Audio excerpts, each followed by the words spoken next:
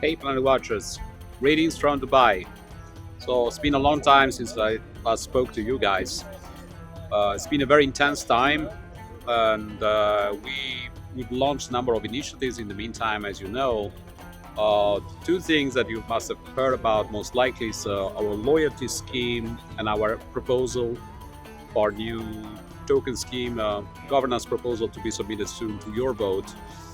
And the spirit of all these things is a bit the same.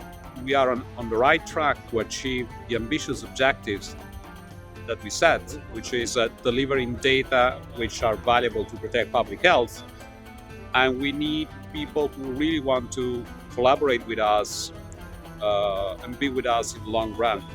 So we are incentivizing those who have been patiently waiting to activate their sensors, to receive sensors, and also those who are interested to stream data to PlanetWatch in a reliable way over the next year or two, because that's what we need in order to have valuable data sets. So I'm not going to get into the details of everything. I just want to tell you now that this event is quite good, very energetic. The Algorand ecosystem is great, the technology is great, and it's progressing fast. And everybody's enthusiastic about Planet Watchers. So we just need to deliver on our roadmap to keep the focus and not to get too much scared about bears and other beasts around here, if you see what I mean. And yes, let's talk, let's vote, let's make progress, and Merlin and other community members will be able to explain all this in more detail and provide you with informative content very soon. Thank you. Bye-bye.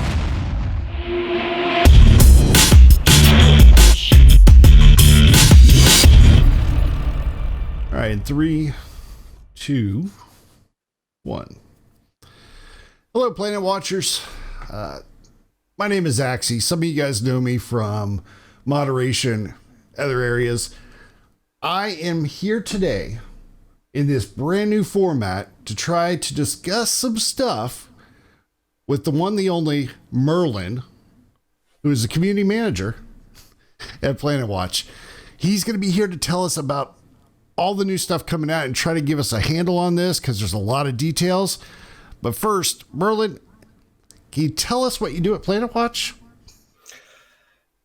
That might be too much for this format. No, I do a lot of things. Like everyone else in company, we have to be very multitasking and flexible. But for now, I think we can talk about that in a future episode, hopefully, where we also introduce other people of the team, because this is also a thing we want to do. But for now, we want to go to the interesting topics. I think we have a lot today to discuss. And as from the past, I noticed it usually always is very natural to talk with you about such things, and we can go into some details and hopefully explain things that are also questions in the head of our community. And because we as PlanetWatch, we understand our content is very tight often, and it's a huge load to digest, and it's not so easy with our blog posts, and we did a lot of improvements and new things. And today we want to have this chat and shine some light on certain things to make them more understandable and hopefully give some details to them. Great. Yeah, we've got a lot of stuff to discuss. We've got what could be out already today while you're watching this video, or coming very soon, the loyalty cohort program. And we're going to discuss that. And then coming up soon, right on its heels, is the hodler program, which is, again, huge change to everything. A lot of stuff to work out. I think Merlin's going to be able to help us with this. Yeah. I mean, where should I start? I think now, because of the recent implementation, we should go first about the loyalty program, although probably everyone is waiting and more curious about our mother of all proposals, which it totally deserves that name. But let's pick those things apart in a chronological order. So for the loyalty program, I would describe it in a way as PlanetWatch finding a solution for certain, maybe not problems, but challenges, however you want to call it, that came to our system. And in a way, this whole thing is also a transition towards Web3. That is like the overlaying buzzwords you might want to use in that context, but it's also very true because like the thing was in the beginning of this year, there were some issues with the supply of the sensors and also other issues, of course, with one of our manufacturers that everyone knows. And we have to now resolve those things in a very streamlined manner to make the things more accessible and faster. We actually prepared very good for the launch of this loyalty program. There are a lot of sensors waiting in our warehouse. And in a way, this loyalty system does different things. It, for example, it not only makes everything more decentralized and easy to access without having to purchase certain things directly from us as company anymore, but also it makes it so that everyone now can more decide the moment where he buys his device. All the while, this new system is still honoring all the things we had by our waitlist, the different prices. I mean, part of the loyalty system being so complex with the cohorts is that people that wait for sensors the longest, or other a different way to say it is to who bought their licenses much earlier, they have also a different price by that time. And now we give it in a tokenized way, because we also felt like it's a problematic point if you get prompted from the waitlist and only have 10 days to pay your upcoming order, or if you miss it, it's over, this kind of thing. So now we're making this tokenized, and everyone who taps into the loyalty system can get those NFTs, which have like his cohort fixed, and he can use those tokens instantly to make the purchase and to get basically every benefit he had from back on his waiting list position and a little bit more directly on his purchase. I noticed you were mentioning during the cohort system, loyalty system, the pricing. And I noticed that in the recap that you guys just posted, the blog, it has some scenarios on how you might, position yourself based on your needs. And it dawns on me that I think a lot of people don't realize that some of those pricing plans basically net you a free T4 in some examples. Yeah. I mean, that is great. It depends. It depends, of course, what your initial goal is. But like, you have always the chance to, based on what you bought, you have the chance to get the T4 much cheaper than it will be at market release. Almost for free. It's not fully for free.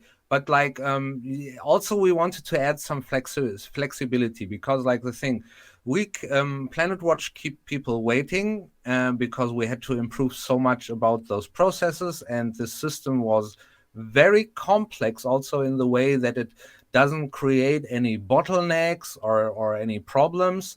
And for fine-tuning it, we also wanted to give something back and also to kind of make a good impact with this campaign.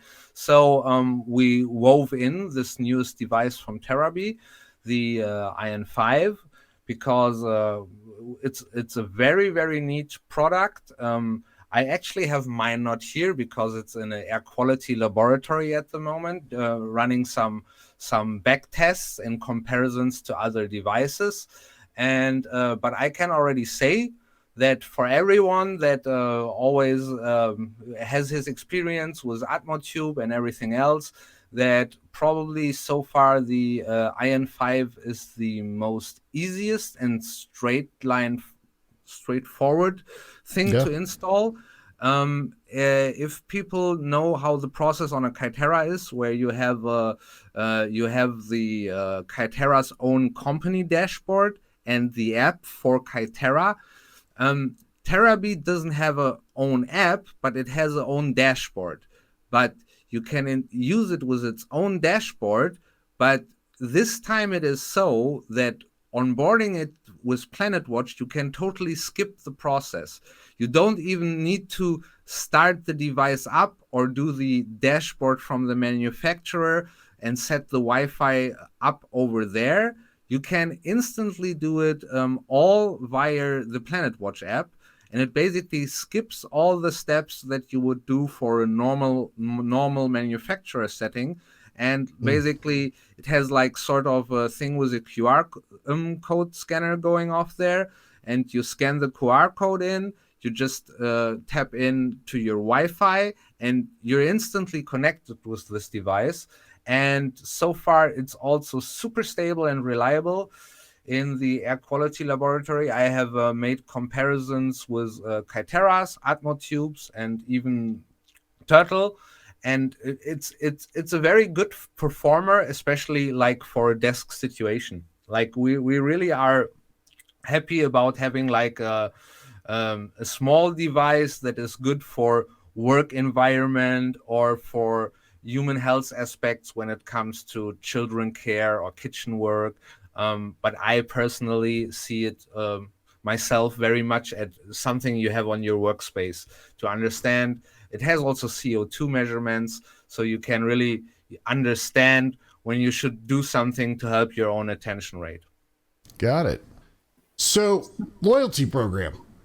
Big deal coming up. May already, like I mentioned, already be out by the time this video hits. What can you tell me about the loyalty program as far as why it came about? I know PlanetWatch did things a certain way before, as far as releasing sensors and the waiting list, and now we are moving to this. Can you tell me why and how it's better for us? Yeah, so I try to keep it short, but kind of the thing of it is that PlanetWatch in all of his approach wants to become more Web3 and wants to in future make things work more autonomously. And this is like only the first step to it. There will be more in the future, but specifically the loyalty program is kind of a take on transitioning into open market sales and moving away from the whole waitlist thing. At the same time, acknowledging everything we did or we guaranteed via the waitlist in terms of pricing. And this is like the most fastest and fairest way to make this transition. Of course, it kept people waiting, especially also like since the last sensors are some time ago that they went out. But we also felt like we knew what we were doing and designing here. And so for the last 2 months, 3 months, we had to also hold back on sensors for those that wanted them, because we knew that people wouldn't like it if they would get them normally when this new system exists with all the benefits. So we really tried to sort it out, to work out all problems that we had before. We made everything available. There is enough supply there. We will have everything there at launch. And the idea is simply that in the sense of the loyalty system, you can access your tokens, which are representative of your waitlist, the cohort, the time you joined, the time you bought a license. It gives you that price. And the key factor for me here is that what we didn't like about the old system is that you didn't know how long you wait exactly. It was always a guessing game. Delays were involved, the global situation, also problems on our side, of course, everything. And then suddenly this window pops up where it's your time in the waiting list. You get the email and you have basically 10 to 15 days time to pay. And if you can't do it then, you were pushed out of the waiting list. And we didn't like the system, and also many users didn't like it. And now we transitioned it in a way where once you tap into the loyalty system, you redeem your tokens, and you make the conscious decision if you want to keep them, if you want to sell them on the marketplace, or if you want to buy the sensor at the time that you want it, because they will be there and you can use those tokens to get your price. This is like the fastest introduction to it, but like, yeah, us designing that system, we sometimes overlook what are the first questions there. So I rather give this right back to you. So what are questions? What are your questions, maybe? All right. Well, fair enough. I've seen some community questions thrown around. I guess my first one would be around the kind of date when you jump in. It says that you have until next year to participate, not this year. So I have until December of next year to decide that I want to participate in the loyalty program. Is this correct? Yes. I mean, like, it has different aspects to it, but we have to put a time limit on tapping into the system, because like it's also a matter of financial backgrounds, like accounting. It's mostly accounting reasons, because of course everything you do in that term, as long as it's not tapped into the system, it's like not definable in accounting. So we need to we try to make this as generous as possible for us. Of course, the best situation is if you choose fast, if you make a decision fast, but we didn't want to force it on our users. So you have that 1 year time to tap into the loyalty system. But at some point, we really need at least you to make a decision. Right. Yeah. Well, I think it is generous. And realistically, as a user, it gives me, or a participant, it gives me an option to, decide I'm spending a lot of money during the holiday season. I can't do it right now, but I'm not losing my opportunity to do it, say, in January or February. I mean, I like that. And I think a lot of users can appreciate that as well.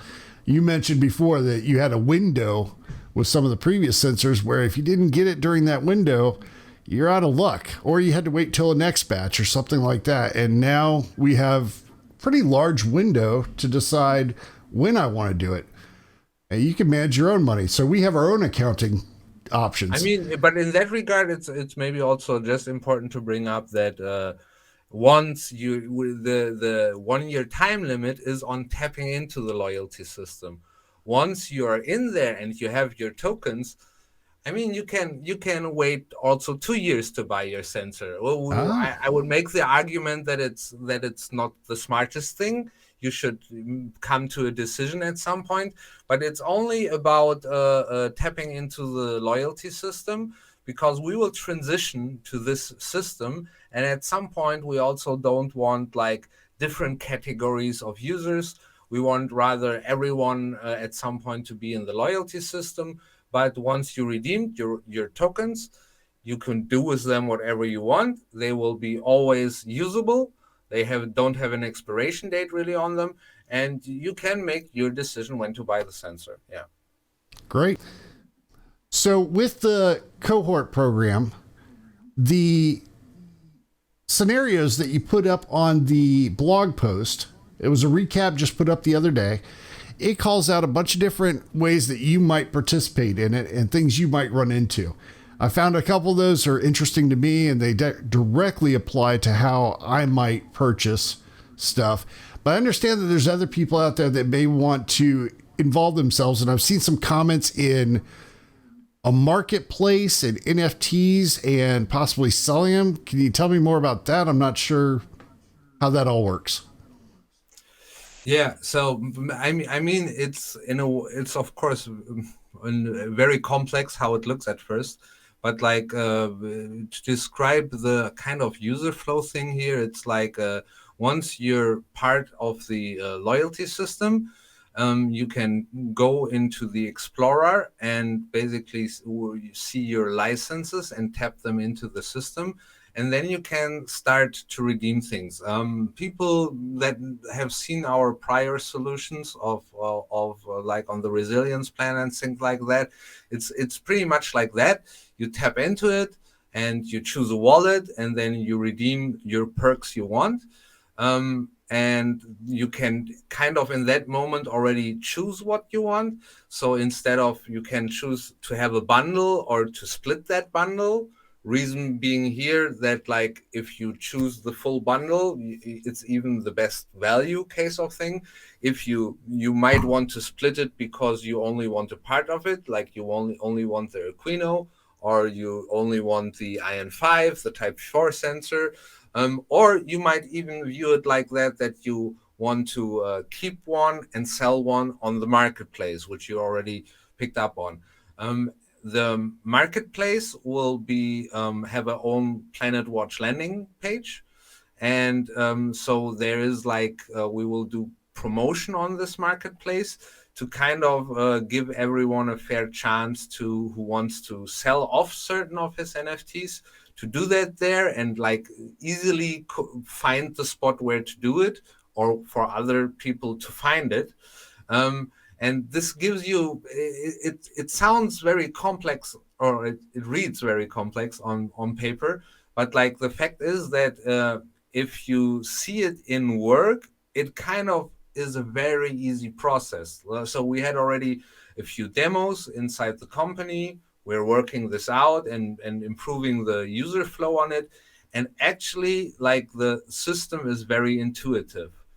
One thing there, which is like, which has, I have seen as a question from people in chat, is like the whole thing about the PW credits in this thing, because certain bundles give you PW credits and you can upgrade vouchers with it.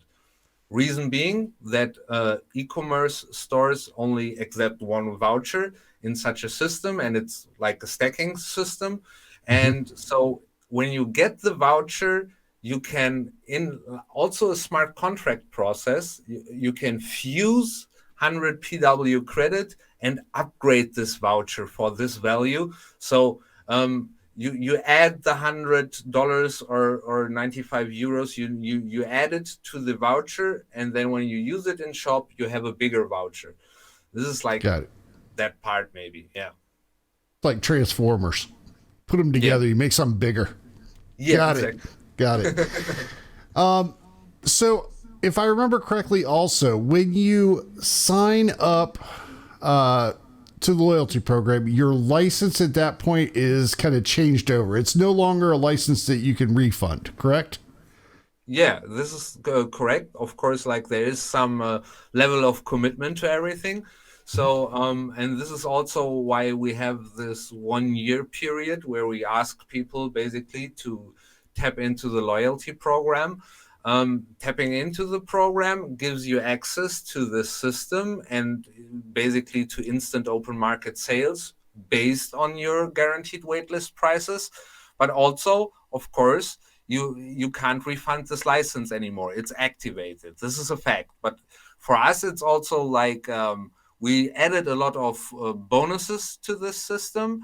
And like especially with the bundles and everything about it, and we also improved a lot the shipping process, together with Thea being fully committed now to doing all the sending, and we kind of had to strike a balance here, because like also for us, of course, as a company, it's not easy to work with the fact that we have so many licenses that we don't know if they will be transferred into sensor sales or if there are open refunds.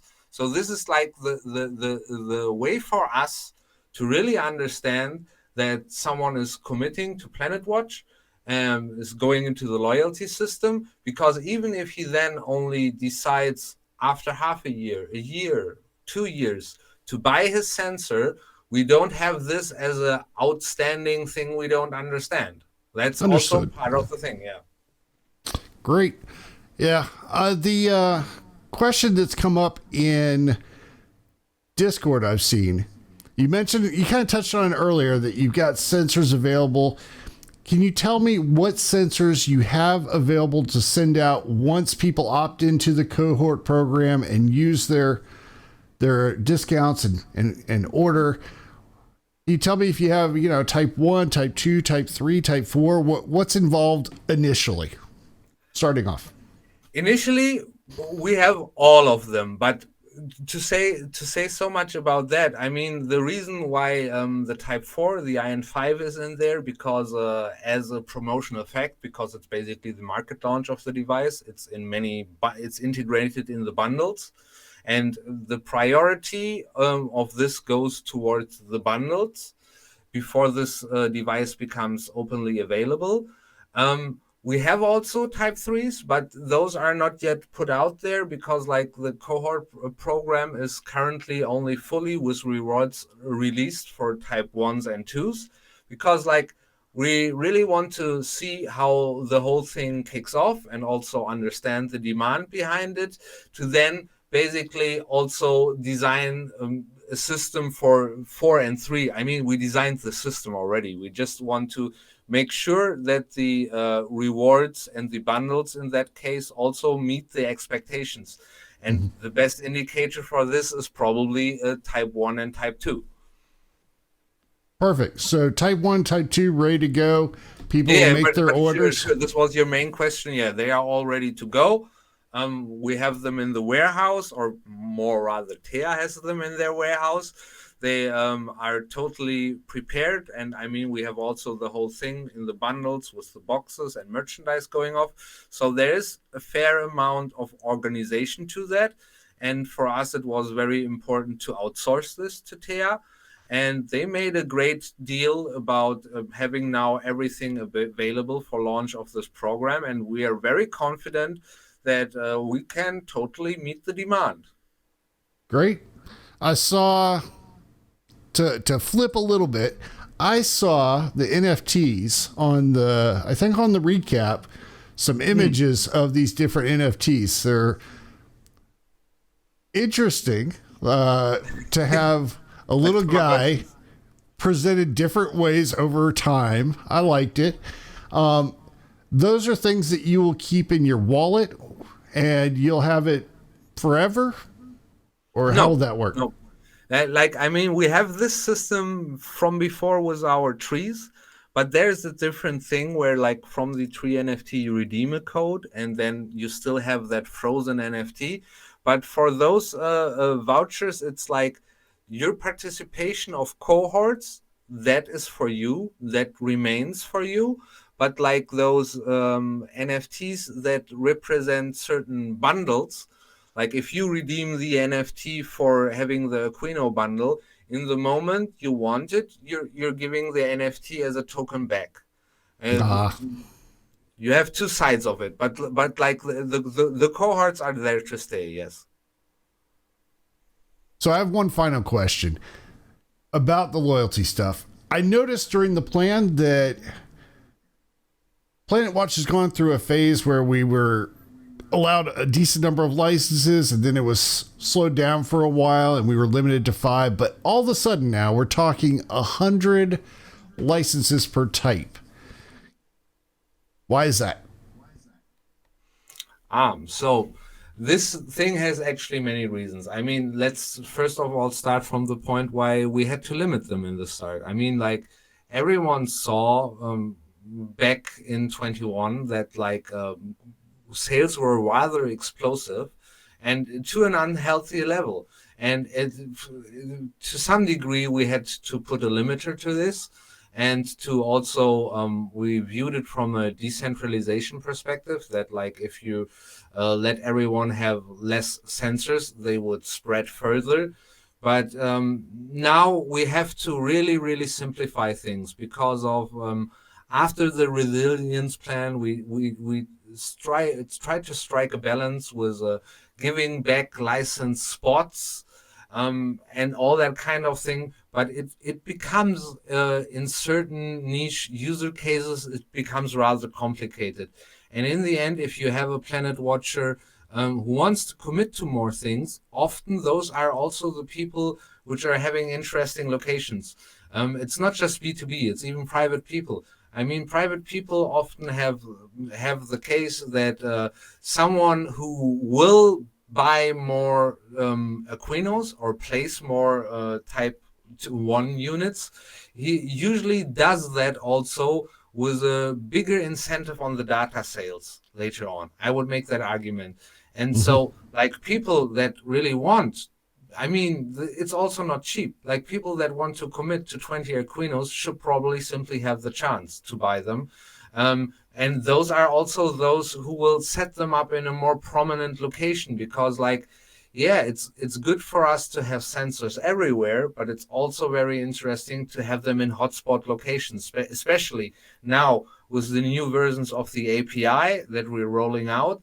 It will become always more of a deal, like also that you have certain hotspots covered and how dense certain cities are layered with sensors. And there, individuals can help you a lot. And also it simplifies a lot of things about licenses you have, and some people that come new into the system now that we are doing good changes in it, they also are like, yeah, but there are guys from 2021. They could have that. Why can't I have that? And all this back and forth is maybe also a complication. I mean, we had to understand the network growth. We had to limit it a little bit in 2021 to try to remain healthy, but we still grew and grew. Now we are actually focused on this growth. Now we are prepared for this growth. We have outsourced the logistics.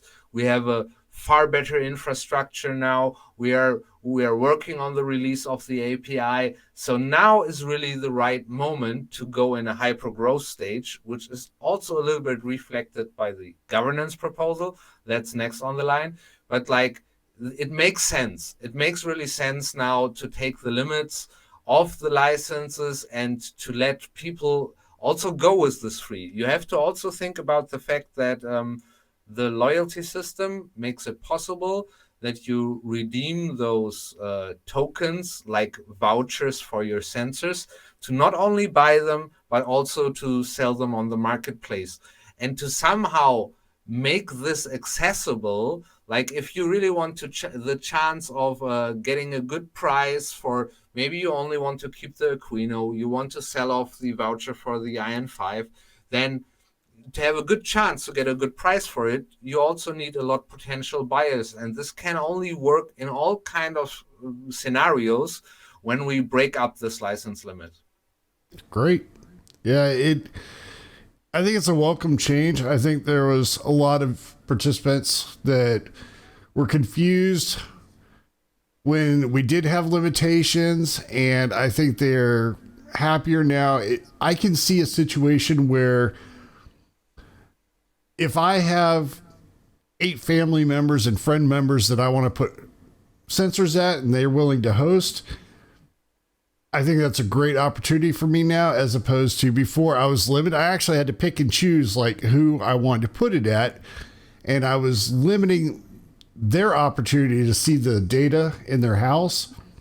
And it gives me a good chance now to spread out a little bit further than I was. So I think the participants are going to be happy about that. I am. Yeah. And I mean, we need a little bit more flexibility into making this everything work. I think that's like a fair statement. You brought up the governance vote that's coming up. A lot of interesting information. Now, I got a lot of questions. I think I would be happy if we could. But we're already far on the time now. I think we can't do it today anymore. All right. Okay. Can you agree that we do another video very soon to discuss all that? Okay. We will do it very soon. Fair enough. Then until that time, I hope everybody has a good day. And what do you have to say to everybody before we leave? Yeah, so I hope we could clarify at least some things or give some insights to everything. I hope everyone is liking this more organic format now. We will try this and hopefully you will like it, and we will try our best to come back soon, or not. We're not. If we're corny, but that's okay. We're just trying stuff out, guys. Okay, then bye-bye, everyone. Bye.